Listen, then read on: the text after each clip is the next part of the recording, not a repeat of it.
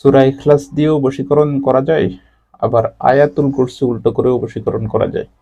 আপনি সূরা ইখলাসকে উল্টো করে যদি বশীকরণ করেন তাহলেও আপনার কাজ হবে, আবার আয়াতুল কুরসিকে উল্টো করে যদি আপনি বশীকরণ করেন তাহলেও আপনার কাজ হবে। কিন্তু দুটা বশীকরণের ভিতরে পার্থক্য কি? দুটা বশীকরণের ভিতরে পার্থক্য কি আজকের ভিডিওতে বিস্তারিত এই বিষয় নিয়ে আলোচনা করব। আপনারা অনেক সময় বশীকরণের কাজ করেন কিন্তু আপনাদের কাজ হয় না। এই বিষয়গুলো আপনারা না জেনে কাজ করার কারণে আপনাদের কাজ হয় না। তাই আজকের ভিডিওটা আমি আশা করি আপনারা সম্পূর্ণ দেখবেন। সম্পূর্ণ যদি আজকের এই ভিডিওটা দেখেন তাহলে আপনাদের ভালো একটা অভিজ্ঞতা হবে এবং আপনারা কাজ করে অতি তাড়াতাড়ি সফলতা আনতে পারবেন।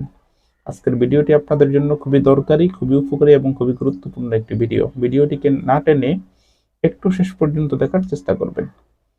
ভিডিওটি শুরু করার আগে সংক্ষেপে কিছু কথা বলবো। টিকটকে আমাদের কোনো অ্যাকাউন্ট নেই, আমরা কখনো আমাদের কোনো ভিডিও টিকটকে ছাড়ি না। কিছু প্রতারক চক্র আমাদের ভিডিওগুলোকে টিকটকে আপলোড করে আপনাদের সাথে বিভিন্ন রকম প্রতারণা করে।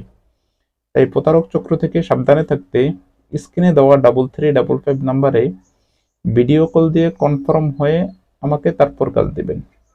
চলুন তাহলে কথা না বাড়িয়ে ভিডিওর মেইন আলোচনায় আসতে পারি। দর্শক, আমি আমার চ্যানেলে বশীকরণের দুই রকমের কাজ দিয়েছি। একটি কাজ হচ্ছে সূরা ইখলাসকে উল্টো করে বশীকরণ করার কাজ, আরেকটি কাজ দিয়েছি আয়াতুল কুরসিকে উল্টো করে বশীকরণের কাজ। এখন আপনি সূরা ইখলাসকে উল্টো করে যখন আপনি লিখবেন এটা কিন্তু সম্পূর্ণ কুফরি কালাম হয়ে যাবে, আমি কিন্তু এটা সেই ভিডিওর মধ্যেও বলেছি। এবং আয়াতুল কুরসিকে যখন উল্টো করে আপনি কাউকে বশীকরণ করতে যাবেন এটাও সম্পূর্ণ কুফরি কালাম হয়ে যাবে।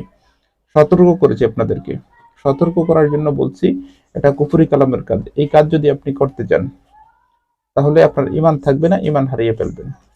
তাই কাজ করার আগে অবশ্যই সাবধানতা অবলম্বন করবেন। তো যেই বিষয়টা আমি বললাম সেটা হচ্ছে আপনি আয়াতুল কুরসিকে উল্টো করে যখন কাজটা আপনি করতে যাবেন তখন আপনি যে টোটকাটা হয় উল্টো করে লেখার পরে এই টোটকাটাকে আপনি যাকে বশ করবেন তার বাড়ির আশেপাশে যে কোনো একটা জায়গায়, অর্থাৎ যাকে আপনি বশ করবেন তার বাসার আশেপাশে যে কোনো একটা জায়গায় আপনি এই টোটকাটাকে পুঁতে রাখতে হবে মাটির নিচে। অর্থাৎ যে লোকটাকে আপনি বশ করতে যাচ্ছেন এই লোকটা যে জায়গায় থাকে বা যে জায়গায় চলাফেরা করে বা ঘরের আশেপাশে যে রাস্তা দিয়ে লোকটা চলাফেরা করে এই রাস্তার আশেপাশে যে কোনো একটা জায়গায় আপনি টোটকাটাকে পুঁতে রাখতে হবে। আর সূরা ইখলাসকে উল্টো করে আপনি যে টোটকাটা করবেন বা যে টোটকাটা আপনার হবে এই টোটকাটাকে আপনি যে কোনো জায়গায় পুঁতে রাখলে হবে না, এটাকে আপনি যে কোনো শ্মশানে পুঁতে রাখতে হবে অথবা যে কোনো কবরস্থানে। পার্থক্যটা মূলত এখানে। কিন্তু এই কাজগুলো করার পরে আপনি যদি নিরাপদের সাথে আপনার বাসায় ফিরে আসতে হয়, বিপদ মুক্ত থাকতে হয়, তাহলে অবশ্যই কাজগুলো করার সময় আপনি পিছনের দিকে কখনো তাকাবেন না। পিছনের দিকে কখনো তাকাবেন না। পিছনের দিকে তাকালেই আপনার জন্য এটা বিপদ হয়ে দাঁড়াবে। এবং অবশ্যই স্বর্ণ এবং রূপার বাড়ি দেওয়া নিজের শরীরকে ধৌত করে আপনি বাসায় উঠে যাবেন। তাহলে এখানে পার্থক্যটা আমি যে জিনিসটা আপনাদেরকে বুঝালাম সেটা হচ্ছে আপনারা অনেকে আয়াতুল কুরসিকে উল্টো করে এটাকে নিয়ে শ্মশানে গাড়েন। আসলে এটা শ্মশানে গাড়ার মতো কোনো কিছু না, বা কবরস্থানে গাড়ার মতো কিছু না, বা নদীতে পালানোর মতো কিছু না।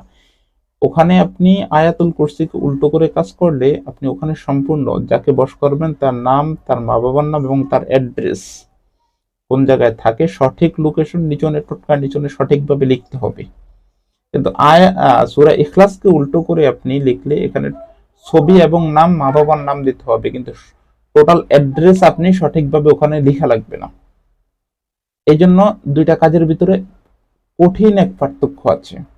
দুটা কাজ, দুটা টোটকা রাখার জায়গাও ভিন্ন, দুটা কাজ করার পরে ভিন্ন ভিন্ন জায়গায় রাখার স্থান ভিন্ন, নাম ঠিকানা অবস্থান ভিন্ন। কারণ সূরা ইখলাসকে আপনি উল্টো করে লিখলে ওখানে ছবি লাগবে, ছবির প্রয়োজন হবে। কিন্তু আয়াতুল কুরসিকে আপনি উল্টো করে যদি কাউকে বশীকরণ করতে যান ওখানে ছবির কোনো প্রয়োজন নেই।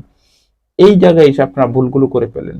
কোথায় রাখতে হবে সূরা ইখলাসকে উল্টো করে বশীকরণ করলে, আয়াতুল কুরসিকে উল্টো করে বশীকরণ করলে টোটকাগুলো কোথায় পুঁতে রাখতে হবে এই জায়গাটা, এবং ছবি, নাম ঠিকানা, এই ব্যাপারগুলোতে। তো আমি বিষয়টা এখানে স্পষ্ট করে আপনাদেরকে বুঝিয়ে দিয়েছি যে সূরা ইখলাসকে উল্টো করে লিখলে এখানে অ্যাড্রেসের প্রয়োজন নেই, ছবি এবং নাম, মা বাবার নামের প্রয়োজন। কিন্তু আয়াতুল কুরসিকে উল্টো করে যদি বশীকরণ করতে যান তাহলে এখানে ছবির প্রয়োজন নাই। কিন্তু নাম এবং অ্যাড্রেস, পিতামাতার নাম, এগুলোর প্রয়োজন আছে, এবং গাড়ার জায়গা এবং পুঁতে রাখার জায়গা, এটার ভিতরে একটু পার্থক্য আছে। আয়াতুল কুরসিকে উল্টো করে যে টোটকাটা করবেন, এটা যাকে বশ করবেন তার আশেপাশে কোনো একটা জায়গায়, কিন্তু সূরা ইখলাসকে উল্টো করে যে বশীকরণটা, এটার ক্ষেত্রে আপনি করতে হবে হচ্ছে শ্মশান, কবরস্থান অথবা নদী।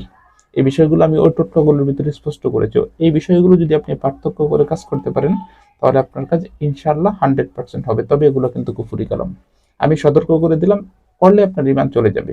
আমাকে কেউ দোষারোপ করেন না, আমি স্পষ্টভাবে এখানে বলে দিয়েছি আপনাদেরকে। ধন্যবাদ।